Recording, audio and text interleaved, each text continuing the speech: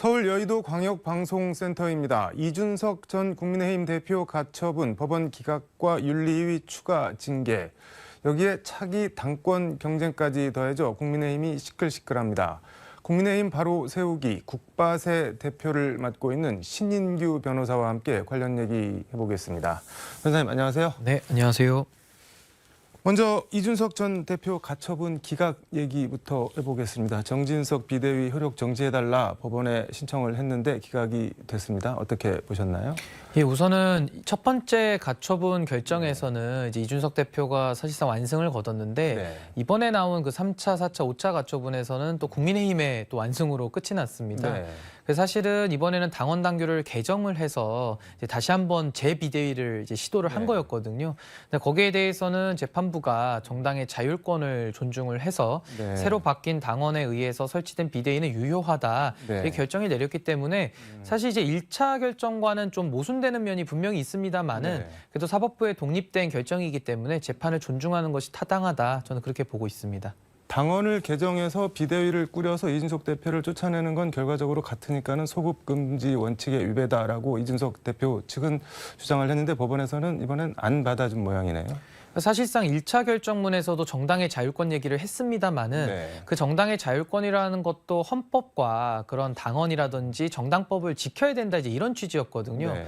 그런데 사실 이번에는 재판부의 결정에 대해서 사실상 불복하면서 국민의힘이 당원 당규를 사후적으로 입맛에 맞게 바꾼 네. 겁니다. 그러면서 이제 비대위를 또 시도를 했거든요. 네. 그렇다고 한다면은 정당 민주주의의 위반이라는 그 문제는 해결된 것이 없는 채로 남아 있는 것이고 그래서 뭐 일단은 법리적인 다툼은 있는데 아직 뭐 항고 여부가 결정이 안 됐기 때문에 아직은 뭐 미확정 상태다 이렇게 보시면 될 것 같습니다. 평등권 위반 뭐 여러 가지 주장들을 했는데 결국 재판부 입장에서는 이번 가처분에서는 사실상 많은 쟁점에서의 판단은 좀 피해갔거든요. 그래서 뭐 아무래도 이 부분에 대해서는 워낙 전 국민들의 그 주목을 받는 사건이기도 하거니와 워낙 정당이라고 하는 특수성이 있기 때문에 그 부분에 대해서는 사법부가 그렇게 결정한 거 아닌가 저는 그렇게 봅니다. 항고를 한다고 하나요? 어떤가요? 이준석 전 대표 측. 이게 항고도 기한이 있기 때문에 네. 7일 정도 되는데 지금 이준석 대표 측에서 고민을 좀 하는 걸로 보입니다. 아무래도 자꾸 재판을 하는 거에 대해서도 또 정치적인 부담은 남는 것이고요. 또 이 부분에 대해서는 정당 민주주의 위반의 문제이기 때문에 대법원까지 가서라도 이건 역사에 남겨야 된다라는 또 당위의 문제가 있거든요. 네. 그래서 이 부분에 대해서는 결국 이준석 대표의 당사자의 의지가 가장 네. 중요할 것이다라고 보고 저 개인적으로는 정당 민주주의 관련된 사안이기 때문에 이것은 역사적으로는 좀 판단을 남겨놔야 되지 않느냐 저는 그렇게 보고 있습니다. 항고를 해야 된다. 예, 저는 개인적으로 그렇게 생각하고 있습니다. 이게 지금 주호영 전 비대위원장은 본인이 그 증거에 대해서 항고를 해놓은 상태잖아요. 근데 이준석 대표가 3, 4, 5차 증거 항고를 안 하면은 주호영 전 비대위원장 항고가 그 받아들여지면은 1차까지 또 깨져버리고 이런 문제점도 나올 수 있지 예, 않나요? 방금 앵커께서 말씀하신 부분이 상당히 저도 항고를 해야 된다는 주된 논거 중에 하나인데요. 이제 앞에 있었던 첫 번째 가처분에 대해서는 이준석 대표가 승리를 거뒀거든요. 근데 주호영 원내대표가 불복하면서 항고를 한 상태입니다. 그래서 그 재판과의 연관성도 함께 고려한다면은 이것은 상위 법원인 고등법원과 또 대법원의 판단을 받는 것이 중요하고요. 이건 지금 사법의 영역으로 넘어갔기 때문에 옳고 그름에 대한 가치 판단은 올바르게 남겨놓는 것이 후일을 위해서도 저는 좋다 이렇게 봅니다. 당 중앙윤리위에서 추가 징계 당원권 1년 정지를 추가를 했는데 이거는 그럼 가처분 하는 건가요? 이거에 대해서도? 예, 아무래도 이번에 추가 징계가 나왔습니다. 네. 그래서 윤리위에서 정치인의 발언을 문제 삼았고요. 처음에는 이제 형사 문제, 형사 네. 혐의를 갖다 문제를 삼았는데 경찰에서 그 부분에 대해서는 클리어하게 정리가 되다 보니까 이번에는 가처분을 제기한 거를 조금 이유로 삼아서 징계로 제시를 했는데 사실 이것은 헌법에 규정된 재판 청구권이라고 하는 기본권을 이제 무시하는 그런 문제도 있거니와 그래서 이번 징계 1년짜리에 대한 것은 뭐 이유를 보나 뭐 대상을 보나 이건 대상이 아니다. 그래서 징계를 할 수 없는 사안을 가지고 징계한 것이다. 저는 그렇게 보기 때문에 가처분 제기하면은 이준석 대표가 승소할 가능성이 매우 높다. 저는 그렇게 봅니다. 이양희 윤리위원장 같은 경우는 당원은 결정된 당론을 따를 의무가 있다. 그런데 가처분을 해서 그 당론을 따르지 않았다, 불복했다라는 게 징계 사유라고 하는데 그러면 그런 당원은 있기는 있는 건가요? 아니면 당원 자체가 그런 당원이 없는 건가요? 일단 당원 6조에 네. 6조에 보면은 6조 2항이죠. 2항 1호에 당원 당규를 지킬 의무가 있다. 이게 돼 있습니다. 근데 네.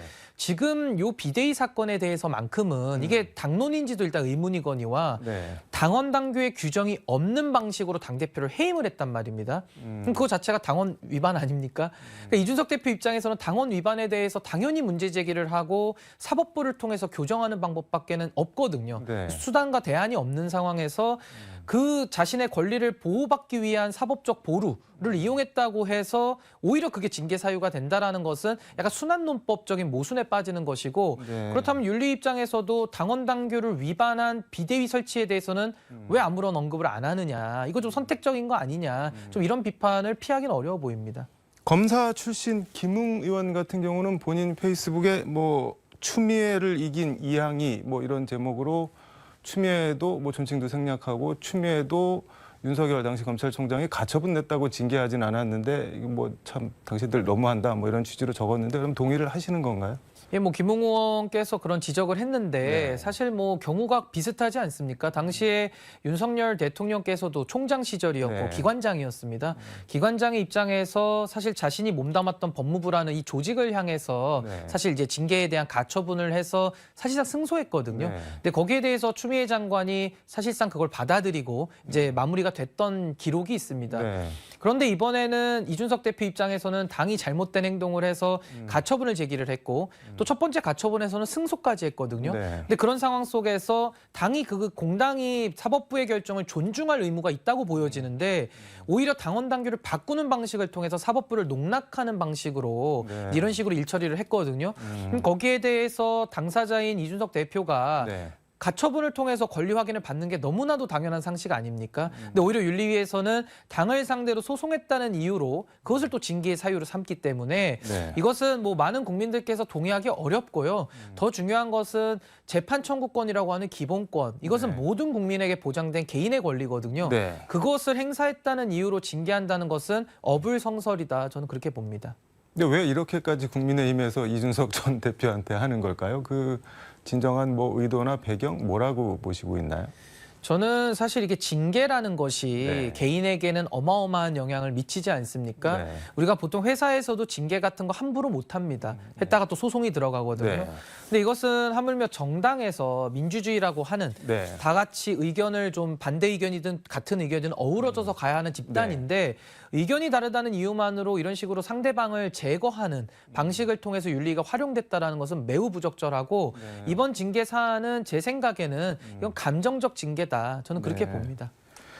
이게 결국 국민의힘 차기 당대표 당권 다툼이랑 뭐 연결이 되어 있는 문제인 것 같은데 유승민 의원이 나올 것 같기는 한데 연합을 하는 건가요? 그럼 이준석 대표랑? 지금 현재 유승민 전 의원 같은 경우는 네. 아직 뭐 공식적인 출마 선언은 하지는 않았습니다만은 네. 아마 이제 좀 대표의 그 뜻이 있는 걸로 보입니다. 그래서 네. 만에 하나 출마를 한다고 한다면은 이준석 대표가 뭐 직접적으로 나서서 돕기까지는 좀 부담스러울 수 있지만은 그래도 측면에서라도 함께할 가능성이 매우 높다 이렇게 보고요. 네. 아무래도 젊은 층의 표심이라든지 새로 유입된 당원들 입장에서는 보다 개혁적이고 조금 더 우리 당이 변화해야 된다는 의견이 더 많기 때문에 아마 유승민 전 의원이 이 부분에 대한 그 국민들과 당원들의 뜻을 좀 더 폭넓게 수용할 수 있는 자격이 있지 않나 저는 그렇게 보고 있습니다.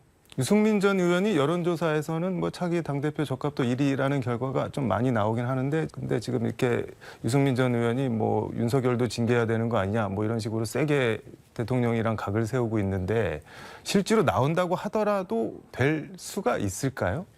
예, 아무래도 저희 당원에 보면 그 당 대표라는 당직 선거에 있어서는 3대 7로 돼 있습니다. 3대 그래서 7. 이제 당원들이 70%이기 때문에 사실 당원들의 의사가 매우 깊이 반영이 되거든요. 네. 유승민 의원이 출마를 한다면은 아마 당내에서 좀 치열하게 경쟁을 할 걸로 보이는데 지금 출마한 뭐 다른 후보들 나경원 의원이나 안철수 의원 이런 네. 분들이 좀 강력하게 떠오르고 있지 않습니까? 네. 이분들이 단일화하기가 쉽지 않을 겁니다. 그래서 아무래도 당심이 좀 나눠질 가능성이 높기 때문에 그런 면에서는 유승민 전 의원이 한번 해볼 만한 게임 아니냐 저는 이렇게 보고 있습니다. 지금 이준석 전 대표 추가 징계 뭐 가처분을 신청하면은 그 결과를 봐야겠지만 2024년 1월까지가 되는데 당원권 정지가 여러분 같은 해 치러지는 총선에 사실 뭐 공천 받기가 지금으로서는 어려운 거잖아요. 그러면 선택지가 뭐가 있을까요? 대표도 못 나오고 공천도 못 받고 하면은.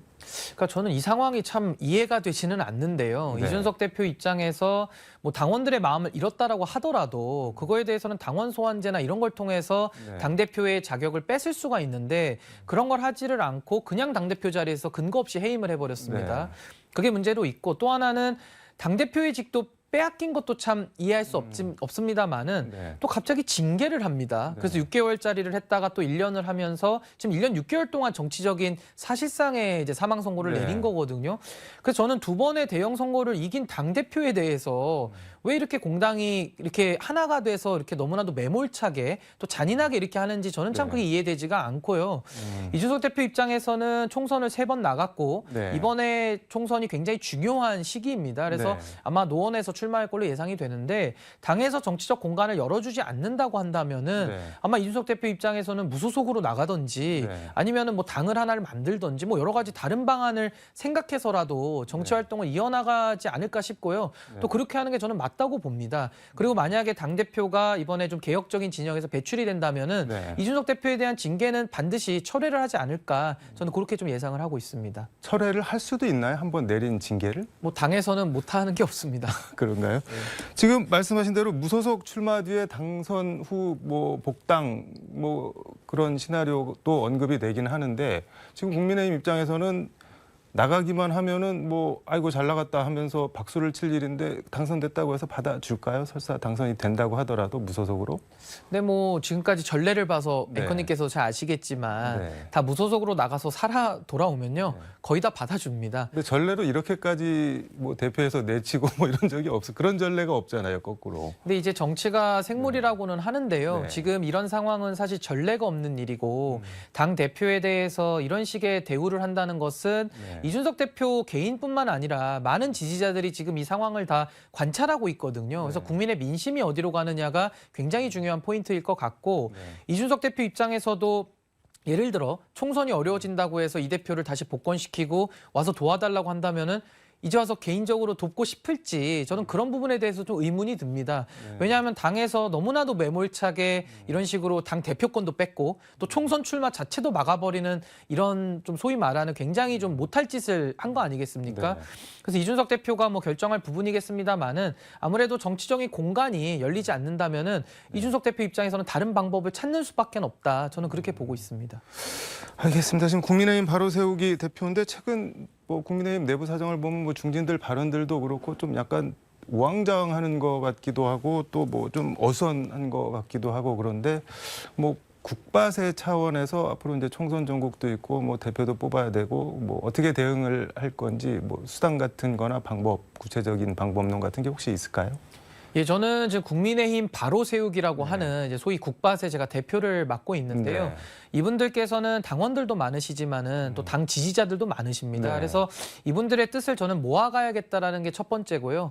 그리고 저는 뭐 지금 전당대회가 뭐 언제 열릴지도 일단 미정이고 뭐 전당대회를 하더라도 지금 전당대회에서 어떤 대표가 되고 어떤 최고위원이 돼서 당을 어떻게 만드는 것이 중요한 것이 아니라 이번에 이 일련의 사태를 봐서 아시겠습니다마는 네. 당의 좀 근본적인 체질이 바뀌어야 되는 거 아니냐. 좀 이런 쪽에 저는 방점을 두고 있습니다. 그래서 어떻게 해서 당의 좀 근본적인 변화를 이끌 수 있을지 그리고 이준석 대표가 약속했다가 다 지키지 못한 네. 그 불가역적인 변화라는 표현을 많이 썼었는데 네. 그러한 불가역적인 변화가 좀 이루어질 수 있도록 저는 좀 그런 일들을 하고 싶고요. 뭐 아직 구체적으로 더 논의는 해봐야 되겠습니다만은 뭐 당원들과 여러 가지 뭐 행사들도 할 수 있고 뭐 교육도 할 수 있고요. 그런 부분들에 대해서 저희가 준비 중이고 이번 달 말에 10월 22일에는 광주에서 저희가 토크 네. 콘서트를 세 번째로 기획을 하고 있기 때문에 네. 그런 식으로 좀 더 여론전을 통해서 우리 당의 좀 더 건강한 매력적인 보수 정당으로 거듭나는 일에 조금 더 힘을 쏟고 싶습니다. 근본 변화는 뭐 인적 쇄신 같은 거를 포함을 하는 건가요? 그리고 국바세를 좀 더 전국적인 조직화 뭐 이런 것도 할 계획 같은 게 혹시 있을까요? 예, 저희가 이미 전국적인 조직은 완성을 했고요. 근본적인 변화라는 것은 네. 이번에 이준석 대표 사태처럼 비정상적인, 비상식적인 이런 사태가 다시는 있어서는 안 되거든요. 이것은 헌법 가치라고 하는 정당 민주주의를 파괴한 행동입니다. 그래서 저는 다시는 정당 내에서 이런 불상사가 있어서는 안 된다고 보기 때문에 이번에 왜 이런 일이 있었는지에 대한 평가가 좀 있어야 될 것 같고요. 다시는 이런 반민주적인 행태가 정당 안에서 발을 붙이지 못하도록 저는 그런 근본적인 변화들을 좀 찾아볼 생각입니다.